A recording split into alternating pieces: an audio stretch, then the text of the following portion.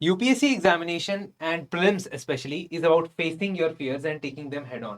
और ये मैं अपनी एग्जाम्पल से आपको समझाना चाहता हूँ। जब भी मैंने यूपीएससी प्रीलिम्स दिया है तो उस पर्टिकुलर प्रेपरेशन के दौरान एक सब्जेक्ट था जो मुझे काफी डराता था और वो था science and technology. Despite being from an engineering background, मैंने बीटेक की हुआ है सिविल इंजीनियरिंग में, तो जनरली लोगों को लगता है कि जिनका इंजीनियरिंग बैकग्राउंड है, साइंस बैकग्राउंड है, उनके लिए केक वॉक है, आसान है साइंस एंड टेक्नोलॉजी। फिर भी मुझे ये सब्जेक्ट बहुत डराता था। रीजन भी कि इसमें इतने टॉपिक्स होते हैं ओवर द ईयर कि मैं उनकी लिस्ट बनाता था रिवाइज करने के लिए और छोटी छोटी चीजें लिख देता था सामने।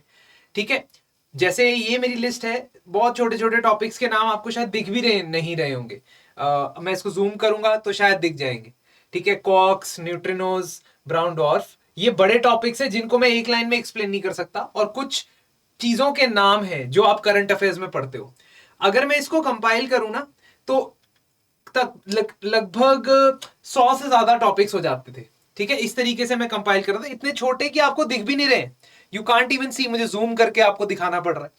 अब ये जब मैं रिवाइज करता था मुझे बहुत तकलीफ आती थी, बहुत मुश्किल आती थी। To be very honest, science and tech I always preferred कि कोई मुझे पढ़ाए, क्योंकि कॉन्सेप्चुअल क्वेश्चंस बहुत सारे आते हैं। बहुत सारे questions more than memory based are based on concepts of science and technology. Even basic science अगर आपको पता हो तो आप बहुत सारे क्वेश्चंस कर सकते हो। इसका एग्जांपल, जैसे ये फ्यूल सेल ईवी के बारे में जो सवाल आया है, बेसिक आपको ईवी, फ्यूल सेल ईवी कैसे चलती है ये पता होना चाहिए। ठीक है, I have refer to doctor Dharmendra lectures. ठीक है, and he has covered each and every time the most important topics in detail. तो उनका जो हिट रेट है ना वो कमाल का है। Having said that, you can very clearly see कि अगर आप बेसिक क्लासेस भी लगाते हो, चाहे वो जाइंट स्टार्स, डॉर्फ स्टार्स की बात हो, है ना, चाहे वो आपका 2025 के अंदर ईवी बैटरीज के अंदर यूज होने वाले मटेरियल का क्वेश्चन हो, चाहे वो करंट अफेयर्स मेजोराना चिप हो, है ना, बहुत सारी चीजें जो है सर कवर करते हैं क्लास के अंदर। अब ऐसा है कि पढ़ तो आप बहुत सारे सोर्सेस से सकते हो, लेकिन सर के पास एक नैक है कि वो फाइंड आउट करके बता देते हैं कि भाई इस बार ये वाले टॉपिक्स जो है वो बहुत इंपॉर्टेंट है। जैसे माइक्रोग्रेविटी, माइक्रोग्रेविटी एक ऐसा टॉपिक है जिसके ऊपर सर ने एक डिटेल वीडियो बनाया था, इवन यूट्यूब के ऊपर लास्ट टाइम, और बहुत सारी जगहों पे ऐसा वीडियो नहीं था। तो कहना मैं ये चाहता हूं कि साइंस एंड टेक्नोलॉजी को अगर आप खुद पढ़ते हो, कमेंसुरेट टाइम नहीं दे पाते हो, उसकी सबसे बड़ी प्रॉब्लम ये है कि आप बाकी सब्जेक्ट्स पे बहुत ज्यादा फोकस देते हो, लेकिन अल्टीमेटली साइंस के भी 10 या 12 या 13 सवाल आते हैं पेपर में, और इस पर्टिकुलर टॉपिक को अगर आप अच्छे से करके जाते हो तो इसमें सही आंसर करने की प्रोबेबिलिटी ज्यादा होती है as compare to some other subjects, है ना, जिसमें बहुत सारा पढ़ लो तो भी पता नहीं चलता है पेपर में क्या आंसर देना है। तो that is why when the prelims crash course batch 2 is being started, we are starting it with science and tech। ठीक है, तो मंडे से स्टार्ट होगा वैसे वो बैच, और इस पर्टिकुलर बैच को साइंस एंड टेक से स्टार्ट इसीलिए ही किया जा रहा है ताकि आपके सबसे ज्यादा जो फियरफुल सब्जेक्ट होते हैं साइंस एंड टेक जैसे, आप उसको पहले ही कवर कर लो। तो जो सब्जेक्ट बहुत सारे स्टूडेंट्स को डराता है वो पहले ही कवर कर लिया जाएगा। इस कोर्स के अंदर, इस पर्टिकुलर कोर्स या प्रोग्राम के अंदर कुछ खास चीजें हैं जो प्रोवाइड की जाती हैं, और ऐसा नहीं कि सिर्फ साइंस एंड टेक की मैं बात करूंगा, I will talk about a lot of other things as well. First of all, live classes के अंदर आपको पढ़ाया जाता है, जिसका मतलब है कि आप साथ के साथ डाउट्स पूछ सकते हो। अभी रिसेंटली मेरी क्लासेस चल रही थी द फर्स्ट बैच के अंदर, तो साथ के साथ स्टूडेंट्स डाउट पूछते हैं, वो किसी भी बारे में हो टॉपिक के अंदर, वो मैं वहीं के वहीं आंसर कर देता हूं।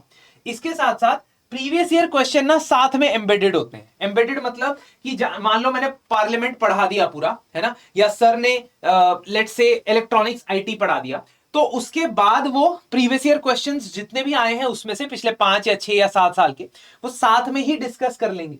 साथ में डिस्कस करने से अब आपको अलग से प्रीवियस ईयर क्वेश्चन कवर करने की जरूरत नहीं पड़ेगी कि मैं प्रीवियस ईयर क्वेश्चन सॉल्व करूं, पीवाईक्यू सॉल्व करूं। All these things will not be your concern. इसके अलावा अगर हम बात करते हैं टेस्ट की, तो इस पर्टिकुलर प्रोग्राम के अंदर आप टेस्टिंग्स के थ्रू सीख सकते हो। तो शेड्यूल इस तरीके से बना है कि आपका एक टॉपिक खत्म होगा, जैसे मान लो साइंस एंड टेक खत्म होगा, साइंस एंड टेक का टेस्ट होगा, पॉलिटी खत्म होगा, पॉलिटी का टेस्ट होगा। कुछ इस तरीके से शेड्यूल डिजाइन किया गया है।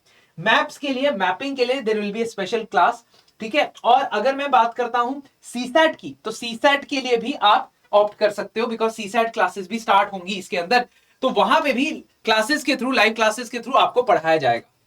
अब देखो इस पर्टिकुलर कोर्स के अंदर once again you see the questions are being reflected in the paper, है ना। और जैसा मैंने आपको पहले बताया या पहले दिखाया, यू कैन सेल्फ स्टडी भी कर सकते हो, और सेल्फ स्टडी करने वालों को हम हेल्प करते हैं अपने टेलीग्राम ग्रुप्स के थ्रू। We help them, we assist them as far as possible. But दिक्कत यह है कि एक ऑर्गेनाइजेशन नहीं आपको दिखती। तो इवन मेरे नोट्स में, although I could clear the prelims using these notes, इस नोट्स में आपको इतनी ऑर्गेनाइजेशन नहीं नजर आएगी जितना अगर आपको एक ही जगह से, एक ही सोर्स से नोट्स मिल जाते हैं तो, जैसा कि क्रैश कोर्स के अंदर आपको प्रोवाइड किए जाएंगे। Also, please understand कि this is not one subject wonder. You'll see that in all the subjects, the coverage will be very exam oriented. Exam oriented का मतलब है कि जब previous year question साथ में solve हो रहे हैं, है ना, और जब आपको वही कंटेंट कराया जा रहा है जो एग्जाम के लिए रेलेवेंट है, रादर देन आपकी रिक्वायरमेंट जो मजेदार कंटेंट हो। There is a lot of difference between entertaining content and what is relevant for the exam. अब आप कहोगे कि sir UPSC asks questions on chess also, है ना, वो तो चेस पे भी पूछता है, कभी कभी 2021 में जब मैंने पेपर दिया था तो क्रिकेट पे भी पूछता है, तो हम वो क्यों नहीं प्रिपेयर करते? क्योंकि वो क्वेश्चंस कभी भी कट ऑफ डिसाइड नहीं करते। अगर आप किसी भी सीरियस कैंडिडेट से पूछोगे तो वो उन क्वेश्चंस को बहुत ज्यादा इंपॉर्टेंस नहीं देते, क्योंकि क्वेश्चंस की जो कट ऑफ है, जो प्रीलिम्स की कट ऑफ है, वो क्लियर करनी है, तो आप बाकी क्वेश्चंस के ऊपर फोकस करो। 75 क्वेश्चंस ऐसे जो आप बहुत एक्यूरेसी से अगर अटेम्प्ट करते हो, उसमें से 65 क्वेश्चंस भी अगर आपके सही हो जाते हैं तो आपका प्रीलिम्स इजीली क्लियर हो सकता है। ऑफ कोर्स इजीली के लिए कंडीशंस अप्लाई होती है कि आप वो सारे प्रोसेस करें जो हम यहां पे डिस्कस करते हैं। ऑल्सो अगर आप पॉलिटी का बात करते हैं, पॉलिटी में मेरी एक खराब आदत है, बुरी आदत, कि मैं कॉन्स्टिट्यूशन के साथ पढ़ाता हूं। अब हो सकता है कुछ लोगों को ये बहुत इंटरेस्टिंग ना लगता हो, क्योंकि वो चाहते हैं कि बहुत ही अतरंगी तरीके से पॉलिटी पढ़ी जाए, ट्रिक्स सीखे, वो टिप्स सीखे। लेकिन आज भी मैं स्टूडेंट्स को ये समझा चुका हूं कि ट्रिक्स तब काम आती है जब आपका 60% ऑफ द पेपर हो गया और 5 या 7 और सवाल आपने करने। लेकिन मैं कैंडिडेट को प्रीलिम्स की तैयारी एंटर करते वक्त टिप्स और ट्रिक्स सीखने के जोश में देखता हूं, which is not a very good sign, not a very good sign. तो जैसे मैंने गवर्नर का टॉपिक ये पढ़ाया था क्लास के अंदर, मैंने कॉन्स्टिट्यूशन के आर्टिकल 361 से ही पढ़ाया था, और वही चीज रिफ्लेक्ट हुई 2025 के प्रीलिम्स के पेपर में। वर्बेटिम क्वेश्चन की स्टेटमेंट जो है वो कॉन्स्टिट्यूशन से स्टेटमेंट उठाई जाती है। बहुत सारे क्वेश्चंस में ऐसा होता है, और अगर आप इस तरीके से तैयारी करते हो तो फोकस भी मिलता है।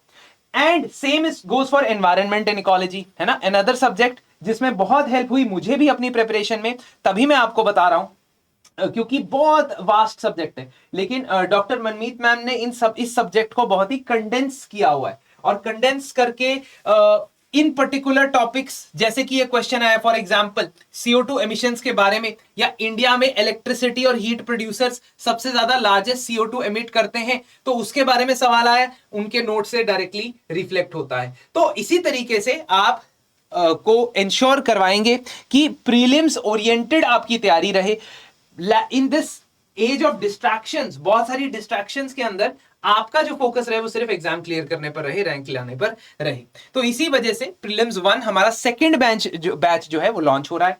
इस पर्टिकुलर बैच की शुरुआत मंडे से होगी, साइंस एंड टेक्नोलॉजी से होगी, मैंने आपको पहले ही बताया, ताकि आपका biggest fear science and technology का वो पहले ही हम खत्म कर दे। और 9 ये पर्टिकुलर कोर्स को आप एनरोल करने के लिए हमारे वेबसाइट पे जा सकते हैं, हमें मेल भी लिख सकते हैं, हमारे नंबर पे कॉल कर सकते हैं, है ना। But most importantly what I would like to suggest is that even if you do not purchase this course, ठीक है, motive of the video is that you understand कि टॉपिक्स के अंदर कितनी मेहनत करनी जरूरी है फॉर प्रीलिम्स के लिए। जैसे मैंने आपको साइंस एंड टेक का अपना टॉपिक लिस्ट दिखाया, ऐसे मेरे बहुत सारे टैब्स थे बहुत सारे सब्जेक्ट्स के, है ना। और अगर आप वो भी इंटरेस्टेड है कि मैं कैसे अपनी प्रिपरेशन करता था, जिसके बेसिस पे I was able to give 2 interviews, है ना, I was able to clear prelims, which is not a great achievement, but I was able to reach considerable success. तो अगर आप वो शेयर करना चाहते हैं मेरे साथ, मतलब मैं अपने जो लर्निंग्स है, तो मेरे टेलीग्राम चैनल को आप ज्वाइन कर सकते हैं,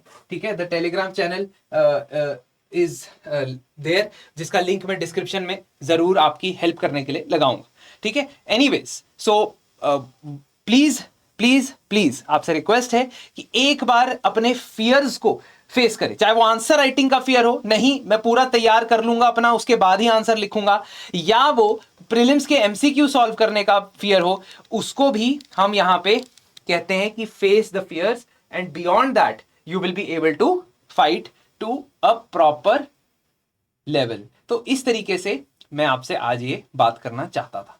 थैंक यू। एंड अगर आपको कोई भी सवाल है, कोई भी डाउट है, कोई परेशानी है, आप प्लीज कमेंट सेक्शन में जरूर शेयर कीजिए, क्योंकि हमारा एंडेवर यही है, हमारी कोशिश यही है कि आपके साथ जुड़े रहे, क्योंकि आप है तो हम हैं, है ना। ऐसा नहीं है कि we can exist in isolation, students हैं तो उसी के बेसिस पे टीचर्स जो है अपना ज्ञान बांट सकते हैं और स्टूडेंट से भी सीख सकते हैं।